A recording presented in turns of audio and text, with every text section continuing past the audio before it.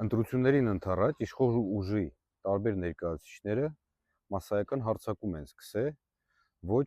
ենթարկյալ մեդիայի վրա։ Այն որ իշխող ուժի մեծամասնությունը մինչև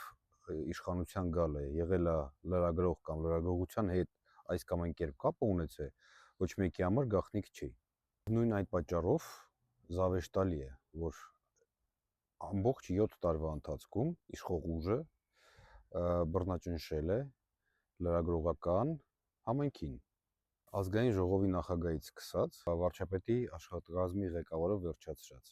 Կրճատել են լրագրողների տարածքները, լրագրողներին խուցում են պահում հատուկ, որ իրանք մոտիկ չգան, այս կամ այն միջադեպի ժամանակ լրագրողներին հեռացնում են։ Սկսում են խոսալ դրա մասին, որ Հայաստանում լրագրողություն չկա։ Որ չկա, դուք եք մեղավոր, որ չկա։ Մի խանգարեք լրագրողներին իրենց գործ անելը։ Դուրները չի գալիս, որ ձեր կեղտոտ անլվա շորերը դուրս են հանում ու հանրությանն են ցույց տալիս։ Դուք էլ եք ոնց դուք կարող եք խոսալ լրագրողների էթիկայից, եթե ինքներդ չեք պաշտպանում ոչ մի էթիկայի կանոնները։ Ամբիոններից խոսում եք, ոնց որ քուչի լակոտներ ելնեք։ Ոչ մեկի համար գաղտնիք չէ, որ Հայաստանում լրագրողության մակարդակը բավականին ցածր է, բայց դրանում ձեր լուման կա, դա ձեր հագով շոր չի։ Այն որ փորձում եք միավոր հավաքել ընտրություններից առաջ, բոլորս էլ հասկանում ենք,